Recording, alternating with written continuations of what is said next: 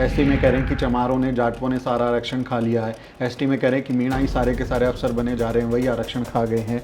ये जो डिबेट है us versus them with in community, जो डिबेट बना दी गई है, क्या ये वाकई में ऐसा है या फिर जो सरकार की मंशा है वो डिवाइड एंड रूल? इसके दो पहलू हैं। एक तो है आंकड़ों का पहलू, एक दूसरा है इसकी पॉलिटिक्स। इस पैनल में जो जज हैं उनके फैमिली बैकग्राउंड को चेक कीजिए तो पता चलेगा कि किसी के पिताजी जज थे, जी जी, किसी के पिताजी चीफ जस्टिस थे, किसी के पिताजी लॉयर थे, किसी के दादाजी लॉयर थे, और कोई हाई कोर्ट में था, कोई सुप्रीम कोर्ट में था। और ये उन्हीं के पिताजी की मेहरबानी मान लीजिए या उनके दोस्तों, पिताजी के दोस्तों की मेहरबानी मान लीजिए कि जो एक सिस्टम नेक्सस चलता है जिसको सामान्य भाषा में कहते हैं तू मेरी खुजा मैं तेरी खो जाता हूँ, कि तू मेरे भतीजे का कर दे मैं तुम्हारे बेटे का कर दूंगा। लेकिन मान लीजिए अगर एससी रिजर्वेशन को 3 टुकड़ों में बांट दे 5-5-5% के हिसाब से, तो पहला एससी चला जाएगा आपका लगभग 15वें-16वें नंबर पर, और एसटी 33वें नंबर पर चला जाएगा। तो उससे क्या होगा कि आपकी पोजीशन जो 7.5% और 15% को फुलफिल करने की बात करें वो फुलफिल ही नहीं होगा, नंबर ही नहीं आएगा, नंबर ही नहीं आएगा। और जब नंबर ही नहीं आएगा तो जो 7.5% और 15% की बात करें वो घट जाएगा 3% और 2% में। तो खेल ये है। और जैसे वो घटेगा तो उसके बाद शुरू होती है कहानी नॉट फाउंड सुटेबल की, एनएफएस की। तो सारी सीटें एनएफएस में जैसे ही कन्वर्ट होगी, जब नॉट फाउंड सुटेबल लगेगा तो वहां वो सीट अगले टेन्योर में जो है यूआर में कन्वर्ट कर जनरल कैटेगरी में वो सीटें कन्वर्ट हो जाएंगी और वो उनको चली जाएंगी। Exactly. तो आपकी जो फेलो कम्युनिटी मेंबर्स थे उनका भी आरक्षण गया और आपका भी गया और वो चला गया। मतलब जो दो बंदर लड़ते हैं आपस में जैसे रोटी बांटते हैं, बिल्कुल वो बंदर बांट हो जाएगी, बिल्कुल बंदर बांट होगी, तीसरा कोई मौज लेगा।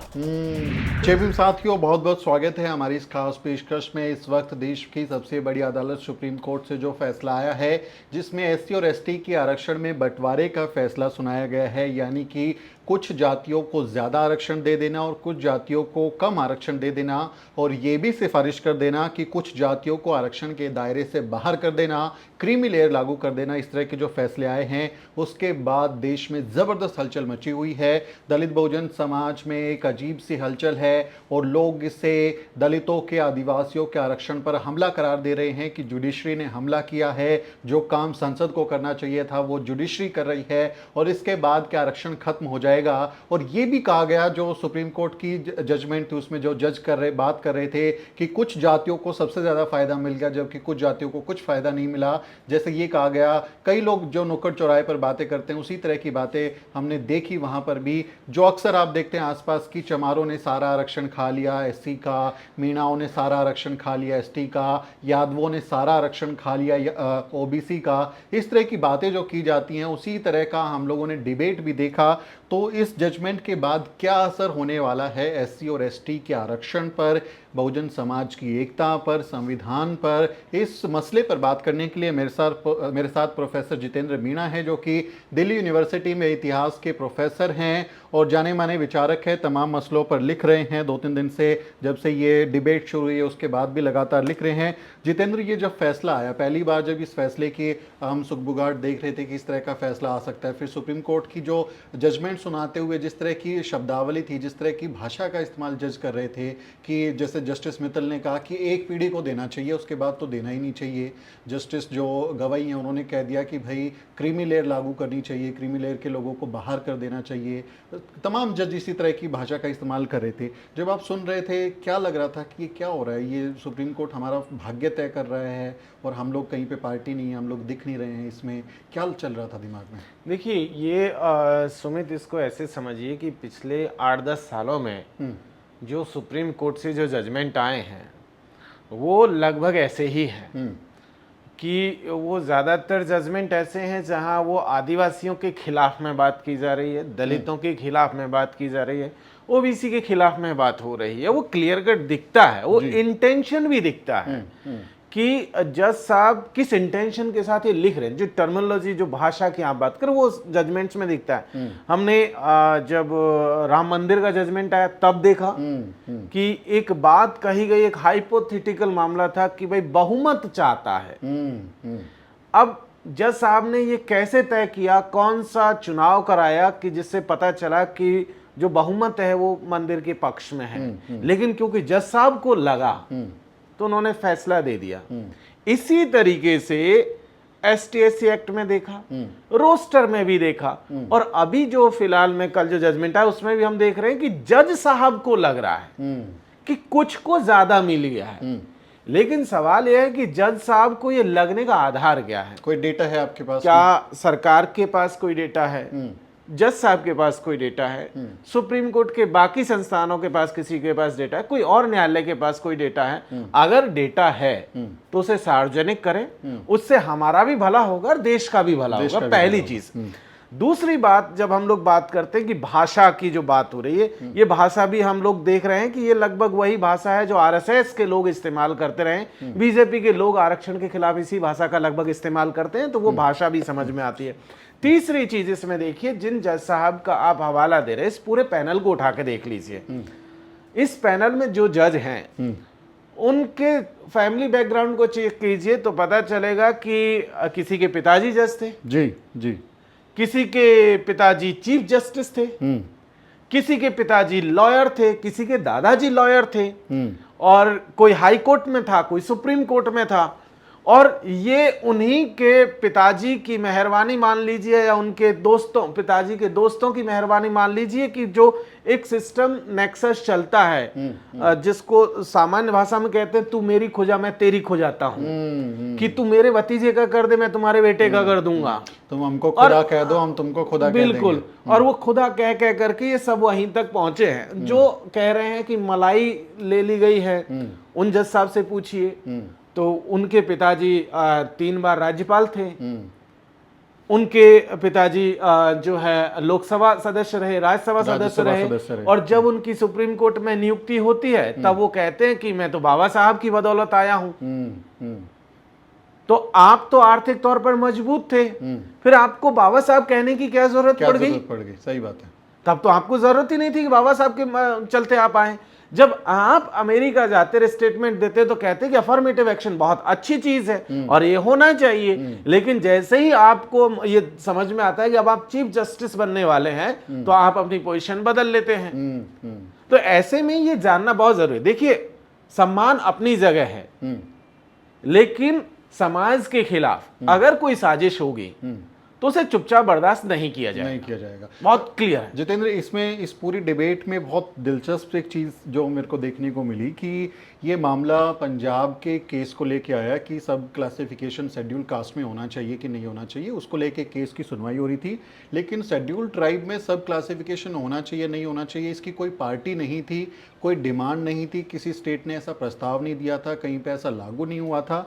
लेकिन फैसले में शेड्यूल ट्राइब का भी जिक्र किया गया, और कहीं ना कहीं ये थ्योरेटिकल कह लो, प्रैक्टिकल कह लो, इसका असर तो आएगा ही शेड्यूल ट्राइब पे।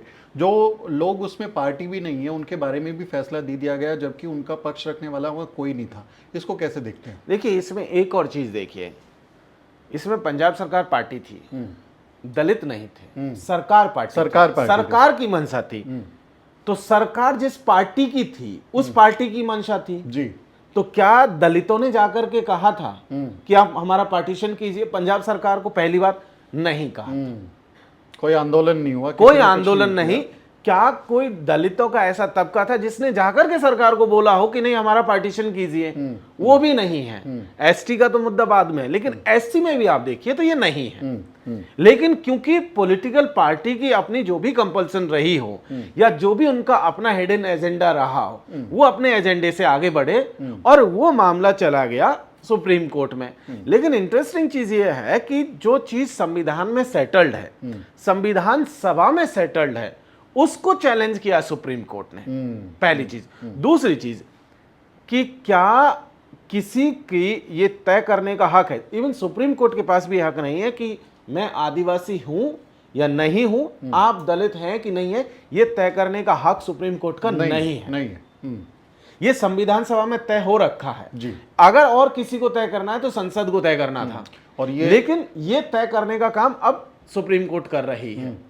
तीसरी चीज ये देखिए कि आर्टिकल जो आपका 341 है वो क्लियर कट कहता है कि ये दोनों कम्युनिटीज एसटी और एससी होमोजीनियस हैं, समरूप हैं, जिनके बीच में विभाजन नहीं हो सकता है। संविधान क्लियर कट कह चुका है, लेकिन उसी को सुप्रीम कोर्ट ने चैलेंज कर दिया। होमोजेनियस नहीं माना।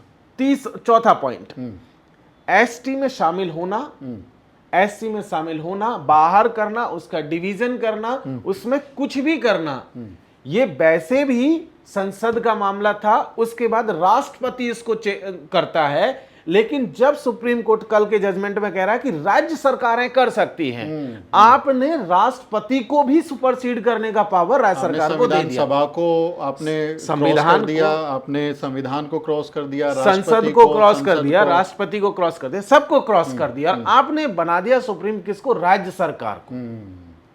अब राज्य सरकार तय करेगी कि कौन रहेगा कौन नहीं रहेगा। फिर संविधान का कोई मतलब नहीं, संसद का कोई मतलब नहीं, राष्ट्रपति का कोई मतलब नहीं। इसीलिए ये जो जजमेंट है ये क्लियर कट ये दिखाता है कि ये जो भाई को भाई से लड़ाने की साजिश है, एक समाज को दूसरे समाज से लड़ाने की साजिश है, एक समाज को भी तोड़ने की साजिश है। और तीसरी एक और जरूरी बात कि ये पहचान, ये सिर्फ रिजर्वेशन का मामला नहीं, ये आपकी पहचान का भी है, क्योंकि वो ये भी तय करेगा कि जब वर्गीकरण होगा तो ये भी तय करेगा कि जो समाज इससे बाहर जाएगा वो आदिवासी या दलित है कि नहीं है, तो उसका भी तय करने का काम कर रही है। तो ऐसे में जब ये तय करने का सारा काम सुप्रीम कोर्ट करने की कोशिश कर रही है, तो ये क्लियर कट दिख रहा है कि रिजर्वेशन से आगे मामला चला गया, ये पहचान को भी तय करने की कोशिश अब होने लगी है। चुनाव से पहले बड़ा चर्चा चल रही थी कि संविधान खतरे में है, लोकतंत्र खतरे में है, सरकार से खतरा है, लेकिन असली खतरा तो जुडिशरी से निकला। बिल्कुल, ये तो जुडिशरी से खतरा निकला। लेकिन ये बात जितेंद्र अक्सर उभर कर आती है कि विद इन कम्युनिटीज़ कुछ कम्युनिटीज़ ऐसी हैं जो कि अभी अंडर रिप्रेजेंटेड हैं, उनको सही तरीके से प्रतिनिधित्व नहीं मिला है। उसमें चाहे वो आदिवासी कम्युनिटीज़ की बात हो या फिर दलित कम्युनिटीज़ की बात हो, और वो कम्युनिटीज़ इस फैसले का स्वागत भी कर रही हैं। वो कह रही हैं कि हाँ, बंटवारा होना चाहिए क्योंकि हमको फ़ायदा नहीं मिला है। जैसे मैं शुरुआत में बोल रहा था कि एससी में कह रहे हैं कि चमारों ने, जाटवों ने सारा आरक्षण खा लिया है, एसटी में कह रहे हैं कि मीणा ही सारे के सारे अफसर बने जा रहे हैं, वही आरक्षण खा गए हैं। ये जो डिबेट है us versus them, with in community जो डिबेट बना दी गई है, क्या ये वाकई में ऐसा है या फिर जो सरकार की मंशा है वो डिवाइड एंड रूल की है? इसके दो पहलू हैं, एक तो है आंकड़ों का पहलू, एक दूसरा है इसकी पॉलिटिक्स। यूपी में पॉलिटिक्स को समझिए तो जो जाटव वोट है या जो चमार वोट है वो मैक्सिमम बहन जी के साथ में है, उसके खिलाफ का जो वोटर है उसको खींचने की कोशिश हो रही है बीजेपी की तरफ। इसी तरीके से जो ओबीसी का जो वोटर है, जो यादव है, उसके खिलाफ में बाकी ओबीसी को खींचने की कोशिश हो रही है बीजेपी की तरफ। ये पॉलिटिक्स हुआ है। ये सेम चीज है आपका राजस्थान में है, जाटव वर्सेस मेघवाल है। वहां जाटव अगर किसी एक पार्टी की तरफ है तो मेघवाल को खींचने की कोशिश हो रही है इधर। यहाँ मीणा जो एसटी की बात आएगी तो अगर राजस्थान का ले ले तो, क्योंकि मध्य प्रदेश में तो ओबीसी में है लेकिन राजस्थान में एसटी में है, तो वहां उसके वर्सेस अदर को खींचने की कोशिश हो रही है। तो जो सालों से जो यूनिटी बनी थी, एक तो उसको ब्रेक करने की कोशिश हो रही है, जो हम लगातार देख रहे थे पॉलिटिकल फ्रंट पे। जब हम लोग नारा लगाते थे, जय भीम का नारा लगा लीजिए, जय जवाहर का लगा लीजिए, चाहे आप दलित आदिवासी एकता की बात कर लीजिए, बहुजन एकता की बात कर लीजिए, इसकी जो पॉलिटिक्स है वो आरएसएस और बीजेपी के खिलाफ की पॉलिटिक्स थी। अब उस पॉलिटिक्स को खत्म करने का खेल शुरू हुआ है। अब आते हैं आंकड़ों पर। आंकड़ों में आप देखेंगे तो इसको ऐसे समझिए कि 7.5% एसटी है रिजर्वेशन और 15% एससी रिजर्वेशन है। पहली बात तो आदिवासी आबादी आज की तारीख में लगभग 10% है, एससी आबादी लगभग 19 से 20% के आसपास 20% है। 30% आबादी होती है, रिजर्वेशन दोनों के पास लगभग 22-22% का है। 7.5% आबादी जो है वो तो वैसे ही एक्सेस में है। ठीक, पहली चीज तो सबसे जरूरी चीज थी कि ये रिजर्वेशन बढ़ के 30% तक जाना था, आबादी के हिसाब से जाना था, पहली चीज। दूसरी चीज, क्या जो ऑलरेडी जो 7.5% और 15% है, क्या वो रिजर्वेशन फुलफिल हो चुका है? तो पता चलेगा कि नहीं हुआ। मैंने अभी बात की कि आईआईटीज में, आईआईएम्स में मेडिकल इंस्टीट्यूशंस में जो आदिवासियों के जो फैकल्टी पोजीशंस हैं उसमें उनकी संख्या 0 है। आईआईटी, आईआईएम और मेडिकल्स में आदिवासी फैकल्टी 0 है। पीएचडी स्कॉलर्स भी देखेंगे सारे इंस्टीट्यूशंस में मिला लें तब भी उनका रिप्रेजेंट आदिवासियों के केस में लगभग लेस देन 1% है, लेस देन 1%। तो जब पीएचडी नहीं है तो फैकल्टी भी नहीं होंगे क्योंकि पीएचडी में ही रोक दिया गया है। और जो कहीं बाहर से करके भी आ रहे हैं तो उनको फैकल्टी में एनएफएस करके रोक दिया जा रहा है। तो एक तो वहां हो गए। यही हाल दलितों का है, वो लगभग 2% के आसपास है और लेस देन 2% ही है, क्योंकि आईआईएम में तो 7 आईआईएम में केवल 3 दलित हैं। अब 15% होना था, है केवल 3। ये नंबर गौर करने वाली चीज है। और इसी तरीके से ओबीसी के हालात हैं, लगभग 6 ओबीसी है 7 आईआईएम में। तो जिस रिजर्वेशन की बात हो रही थी कि 7.5%, 15% और 27%, जिसको टोटल लगभग 50% है, उनकी संख्या केवल 9 है 7 आईआईएम में, एससी और ओबीसी मिला करके। बाकी सारा का सारा तो अपर कास्ट के पास है, उसका जिक्र नहीं हो रहा, उसका जिक्र नहीं हो रहा। अब आते हैं कि और भी बाकी इस समय सेक्रेटरीज में देख लीजिए, जॉइंट सेक्रेटरीज में देख लीजिए, जहां भी देखेंगे तो आपको पता चलेगा कि वो 7.5% का गैप फुलफिल नहीं हुआ है। वो नहीं हुआ है। हो सकता है, इस बात से बिल्कुल इनकार नहीं कर सकते हैं कि एक तबका हो सकता है जिसको फायदा मिला हो सकता है उसको एक से ज्यादा मिल गया हो, ये एकदम संभव है, इससे कोई इनकार नहीं करता है। लेकिन इसके लिए सबसे जरूरी क्या था कि आप डेटा लेकर के आते, आप उस डेटे को सामने रखते और फिर कहते कि भाई इतना आपको हिस्सा मिल चुका है, इतने अफसर हैं, इतने कर्मचारी हैं, आप डेटा देते और उसके बाद बताते एकदम होता। और ये भी डेटा देते कि कितना भरा नहीं गया है, अभी तक बैकलॉग कितना है, कितना अंडर रिप्रेजेंटेड है, उसका भी डेटा देते। एग्जैक्ट। अब इसमें एक और खेल समझ लीजिए अंत में कि जो डिवीजन की बात हो रही है वर्गीकरण की, कि भाई एससी का वर्गीकरण कर दिया जाए, एसटी का वर्गीकरण कर दिया जाए। मान लीजिए 3 कैटेगरी में बांट भी दिया एससी रिजर्वेशन को, तो 15% का 5-5-5 या और भी ऊपर नीचे हो सकता है, लेकिन एक रफ एस्टिमेट 5-5-5 का भी ले लेते हैं। तब भी जो एजुकेशन सिस्टम है, जो सेंट्रल यूनिवर्सिटीज है जिसमें 200 पॉइंट रोस्टर जिसकी लड़ाई हम लोग लड़े थे, उसमें देखें तो आपका पहली एससी की सीट जो आज की तारीख में 7वें नंबर पे बनती है, वो 33वें नंबर पे जाकर के बनेगी। थोड़ा समझा दीजिए क्योंकि ये बहुत ज़रूरी है। मैं अपने दर्शकों को समझा दूं कि जिन लोगों को ये लग रहा है कि अब उनकी कम्युनिटीज़ को फ़ायदा मिलेगा क्योंकि वर्गीकरण हो जाएगा, क्लासिफिकेशन हो जाएगा, लेकिन उससे भी भला नहीं होगा, फ़ायदा नहीं होगा। कैसे नहीं होगा प्रोफेसर, आप बताइए। साथी ये देखिए कि जैसे किसी भी संस्थान में जो जॉब निकलती है, नौकरियां जो निकलती है, उसका एक रोस्टर बनता है, एक सीरियल नंबर होता है कि भाई मान लीजिए कोई कॉलेज खुला, उसमें कहा गया कि भाई 200 सीटें होंगी, मान लीजिए 200 सीटें होंगी, तो गवर्नमेंट का रूल है कि उन सीटों को क्रमबद्ध किया जाए, 1 2 3 4 ऐसे नंबरिंग होती है, तो वो 200 तक जाएगी, जिसे हम लोग 200 पॉइंट रोस्टर कहते हैं। अब उस रोस्टर में होता है कि पहली सीट, दूसरी सीट, तीसरी सीट ये यूआर के लिए रिजर्व होती है, चौथी सीट ओबीसी के लिए रिजर्व है, क्योंकि 27% में हर चौथी पोजीशन उसके लिए हो जाएगी। इसी तरीके से 15% के हिसाब से हर 7वीं पोजीशन एससी के लिए, शेड्यूल कास्ट के लिए हो जाती है, और क्योंकि 7.5% है तो एसटी की हर 14वीं पोजीशन एसटी के लिए हो जाती है। तो चौथा नंबर ओबीसी, 7वां एससी और 14वां नंबर एसटी, बाकी बीच में सारे यूआर हैं। 10वां, 20वां, 30, 40 इस तरीके से 10% का वो ईडब्ल्यूएस हो जाएंगे। लेकिन मान लीजिए अगर एससी रिजर्वेशन को 3 टुकड़ों में बांट दे 5-5-5% के हिसाब से, तो जो पहला एससी आएगा, क्योंकि 15% में 7वां नंबर था, अब वो पहला एससी अगर वो डिवाइड होता है, पहला एससी चला जाएगा आपका लगभग 15वें-16वें नंबर पर, और एसटी 33वें नंबर पर चला जाएगा। तो उससे क्या होगा कि आपकी पोजीशन जो 7.5% और 15% को फुलफिल करने की बात करें, वो फुलफिल ही नहीं होगा, नंबर ही नहीं आएगा, नंबर ही नहीं आएगा। और जब नंबर ही नहीं आएगा तो जो 7.5% और 15% की बात करें, वो घट जाएगा 3% और 2% में। तो खेल ये है। और जैसे वो घटेगा तो उसके बाद शुरू होती है कहानी नॉट फाउंड सुटेबल की, एनएफएस की। तो सारी सीटें एनएफएस में जैसे ही कन्वर्ट होगी, जब नॉट फाउंड सुटेबल लगेगा तो वहां वो सीट अगले टेन्योर में जो है यूआर में कन्वर्ट कर दी जनरल जाएगी। कैटेगरी में वो सीटें कन्वर्ट हो जाएंगी और वो उनको चली जाएंगी। Exactly. तो आपकी जो फेलो कम्युनिटी मेंबर्स थे उनका भी आरक्षण गया और आपका भी गया और वो चला गया। मतलब जो दो बंदर लड़ते हैं आपस में जैसे रोटी बांटते हैं, बिल्कुल वो बंदर बांट हो जाएगी इसकी। बिल्कुल बंदरबाट होगी, तीसरा कोई मौज लेगा।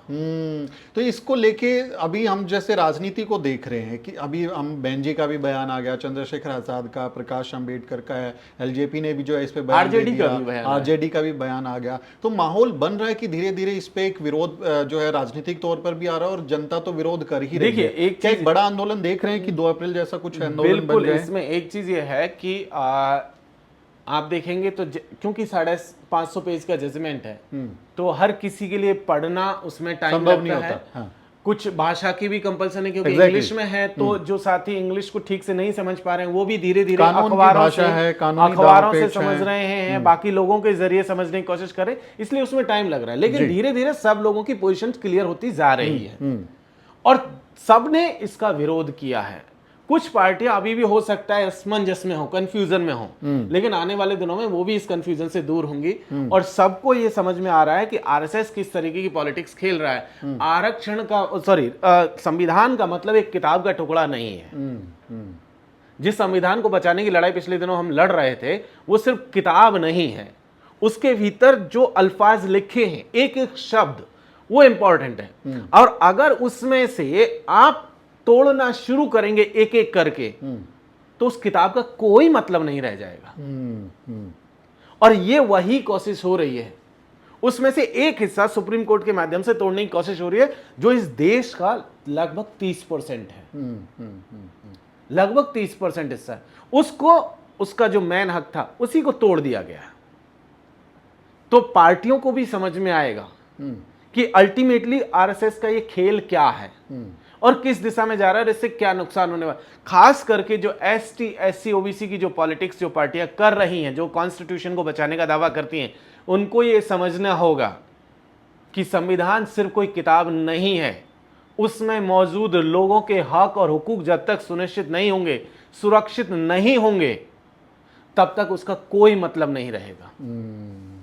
तो ये बड़ी बात है। और आखिरी में चलते हुए मैं एक सवाल पे आपका कमेंट लेना चाहूँगा जो जितेंद्र मीणा, कि जो दलित आदिवासी बहुजन राजनीति है, हम देखते हैं कि समाज में जब भी अन्याय होता है, कुछ गलत होता है, चाहे वो सरकारी तौर पे हो, वो जुडिशरी की तरफ से हो या जनता की तरफ से, कभी भी गलत कुछ होता है तो एक प्रतिरोध की बुलंद आवाज़ उठती है, अन्याय के खिलाफ आवाज़ उठती है, प्रतिरोध की आवाज़ उठती है दलित समाज की तरफ से, आदिवासी समाज की तरफ से, जो उसका विरोध करती है। और जो आरक्षण की वजह से जो थोड़े पढ़े लिख गए हैं तबके, जो थोड़ा संपन्न हुए हैं, वो कहीं ना कहीं एंटी कास्ट मूवमेंट की लड़ाई भी लड़ रहे हैं। वो मिशन पे बैक टू सोसाइटी में लगे हुए हैं और इस आंदोलन को आगे बढ़ा रहे हैं। क्या ये उस आंदोलन को तोड़ने की, उस प्रतिरोध को, आवाज़ को तोड़ने की, कि दलित राजनीति खत्म हो जाए, दलितों की, आदिवासियों की आवाज़ खत्म हो जाए? देखिए, पिछले 30 साल में जो नई राजनीति जन्मी थी वो आदिवासी, दलित और पिछड़ों की राजनीति थी जी, और वो जन्मी थी यूनिटी से। आज की तारीख में उसी यूनिटी पे हमला किया गया है। तो यूनिटी ब्रेक होगी तो जाहिर सी बात है वो पॉलिटिक्स भी खत्म होगी जी। और ये वही चीज है और ये सोची समझी साजिश के तहत किया गया है। इसीलिए इस यूनिटी को तोड़ने के लिए ये खेल खेला गया, इसको समझे जाने की जरूरत है। ये समझने की ज़रूरत है और बाकी साथी भी इस बात को समझें कि विद इन कम्युनिटीज़ जो डिस्प्यूट पैदा किए जा रहे हैं, जो आपसी विवाद पैदा किए जा रहे हैं, और कुछ लोगों का कहना है कि वो उनके फ़ायदे के लिए हैं, लेकिन प्रोफेसर साहब ने जैसे उसको बता दिया कि फ़ायदा नहीं होगा, आपके थाली से भी खाना चला जाएगा, आपके जो साथी हैं उनके भी थाली से खाना चला जाएगा और खा जाएगा कोई और आपके इससे कुछ नहीं आने वाला। ये राजनीति समझने की ज़रूरत है। इस पूरे विषय पर हम लगातार आपके सामने कंटेंट लेकर आ रहे हैं, कोशिश कर रहे हैं कि हम भी अपनी समझ को विकसित करें, क्योंकि एक इमोशनल इशू है, सेंसिटिव इशू है। इसलिए आपसे भी अपील है कि आप इस वीडियो को अन्य लोगों के साथ शेयर करें, आप अपना कमेंट में अपनी राय लिखें, ताकि हम भी आपको देखें कि किस तरह से विचार चल रहा है इस विषय को लेके। आपसे अपील है हमारे चैनल को सब्सक्राइब करें और द न्यूज़ वीक के काम को अगर आप पसंद करते हैं तो हमारी मदद भी ज़रूर करें। बहुत बहुत शुक्रिया साथियों, जय भीम।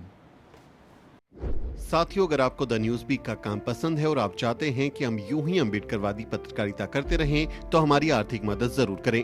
आप अपनी स्क्रीन पर दिखाई दे रहे इस क्यूआर कोड को स्कैन करें और न्यूज़बिग फाउंडेशन के खाते में अपनी दान की राशि भेजें। क्यूआर कोड के अलावा आप यूपीआई के जरिए भी मदद कर सकते हैं। आप हमारी यूपीआई आईडी newsbeak@yes बैंक पर भी मदद भेज सकते हैं। इसके अलावा आप हमारे अकाउंट में भी मदद भेज सकते हैं। खाते का नाम है न्यूज़बिग फाउंडेशन, अकाउंट नंबर है 02358800000640। IFSC कोड है YesB000235। बैंक का नाम यस बैंक है और ब्रांच है नेहरू पैलेस दिल्ली। आप डोनेशन के एवज में इनकम टैक्स में भी छूट पा सकते हैं। डोनेशन की रसीद पाने के लिए ट्रांजैक्शन का स्क्रीनशॉट हमें भेजें। टाइप करें डोनेशन स्पेस आपका नाम और हमें 8595794224 पर व्हाट्सएप करें।